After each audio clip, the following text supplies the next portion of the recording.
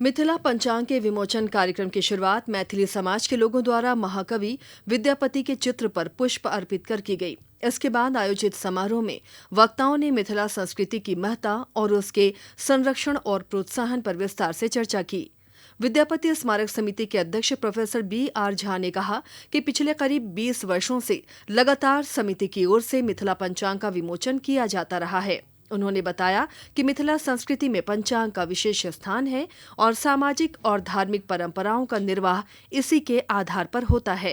बात आपको मैं कहना चाहता हूँ, यह कैलेंडर नहीं है, यह पंचांग है मिथिला का, जिसमें शादी कब है, कोई फेस्टिवल त्योहार कब है, कब भदवा है, क्या तीथ है, इसीलिए इसको हम लोग कैलेंडर सह पंचांग कहते हैं, समझे ना। इसीलिए यह मिथिला वासियों के लिए एक कैलेंडर और पंचांग प्रत्येक घर में रहता है, जिससे कि सभी तीर्थ, सभी त्योहार और सभी तिथि को देखने में सुविधा होती है।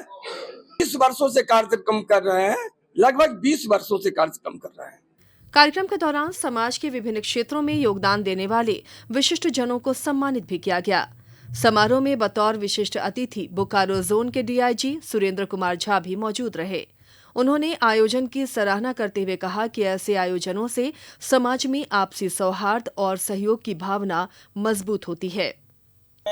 इस समिति के द्वारा जो हम लोग के परम आराध्य विद्यापति जी हैं, उनके नाम से एक कैलेंडर विमोचन हुआ है और इसमें जो इसका जो कलेक्शन है, इसमें विभिन्न पर्व, त्योहार, संस्कृति, रीति रिवाज का भी संपादन किया गया है। इसी बहाने से कुछ चर्चा हुई, विमर्श हुआ कि भविष्य में क्या किया जा सकते हैं।